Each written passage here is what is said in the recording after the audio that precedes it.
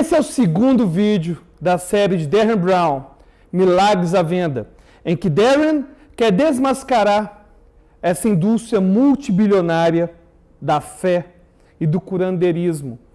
E se você não tiver assistido o primeiro vídeo, o ideal é que você simplesmente clique aqui e assista a primeira parte para que você possa ver os vídeos em sequência. E, bom, nesse vídeo já temos o escolhido, Nathan. Nathan agora vai passar por uma transformação. Para poder se tornar um curandeiro, ele vai precisar de um novo nome, vai precisar de um website. E mais do que isso, Darren precisa começar a preparar o seu show de falso curandeirismo na cidade de Dallas, das cidades mais religiosas dos Estados Unidos. Mas certamente não será tão fácil assim. Quer saber mais? Continue assistindo.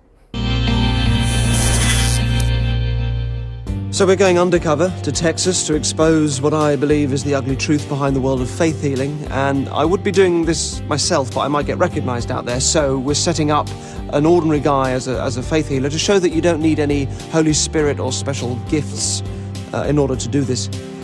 Just a few months ago, I began my search for someone I could turn into a faith healer. I've chosen Nathan, a scuba diving instructor, as that person, but up until this point he's had no idea what he's really been auditioning for.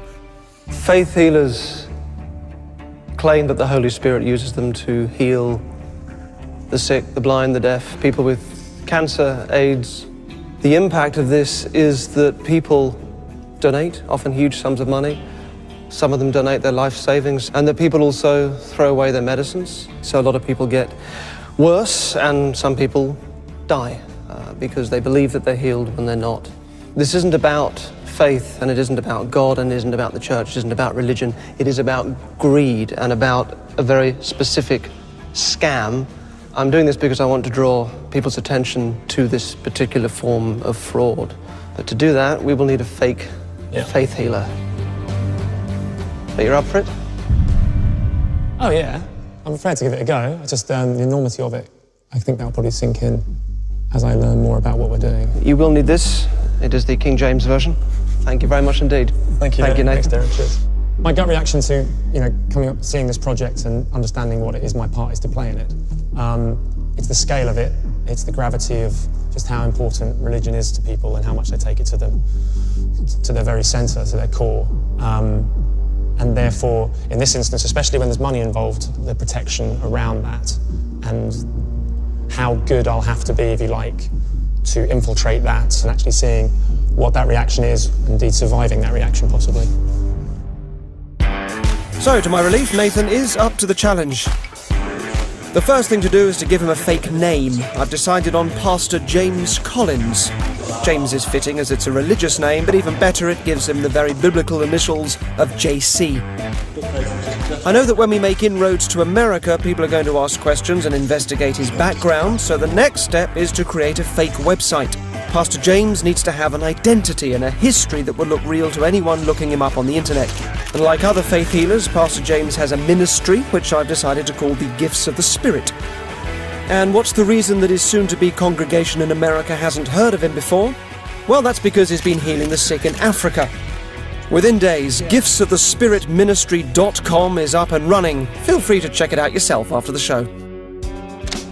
My team spends weeks trying to convince over 100 Texan churches to allow Pastor James to preach his gospel to their following.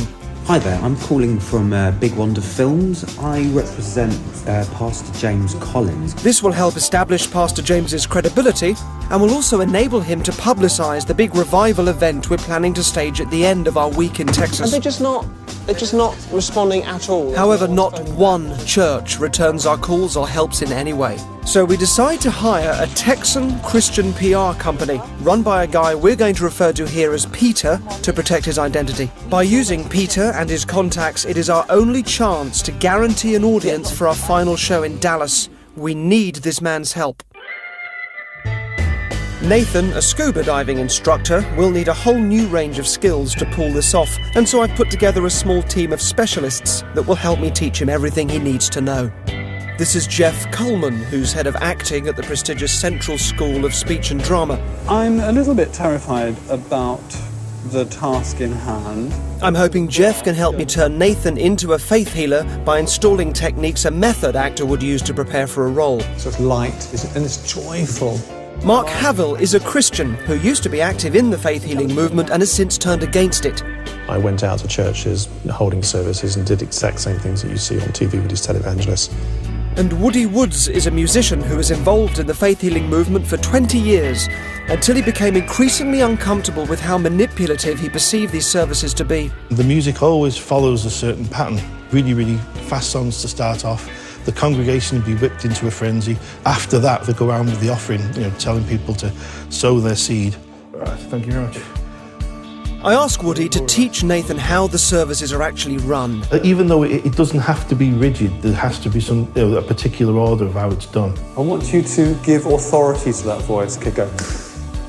Thank you for the sun in the sky. He's basically already trying to break down the way I talk normally so I can really sell myself as a preacher. Ready for more work? I need Nathan to sound like he's been preaching for years, so I asked Mark to train him intensively in the scriptures and show how they can be twisted to suit the motives of a faith healer.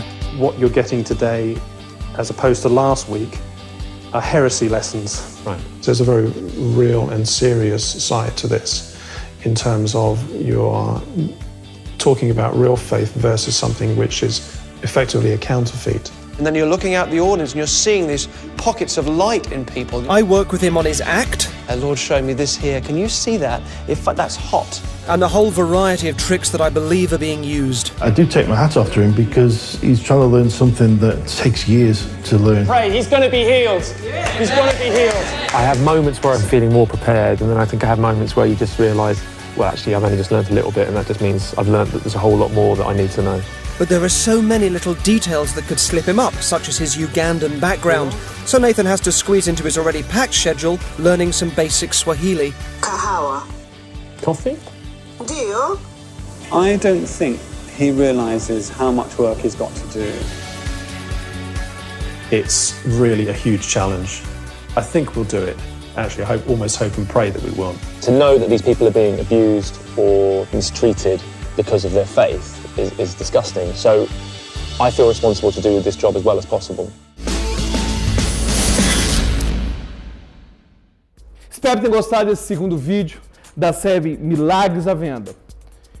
Não se esqueça de assistir o próximo episódio. Nesse próximo episódio, Nathan vai descobrir os segredos para poder ser um bom falso curandeiro. Ele vai aprender a fazer os surdos voltarem a ouvir, os cegos voltarem a ver. Tá curioso? Fique ligado. Gostou do vídeo? Não se esqueça de clicar em gostei, compartilhar com seus amigos, inscrever-se no canal e até a próxima. Obrigado por assistir a mais esse vídeo. Quer aprender mais sobre hipnose? Inscreva-se no nosso canal. Ou então, clique aqui e assista outro vídeo. Até a próxima.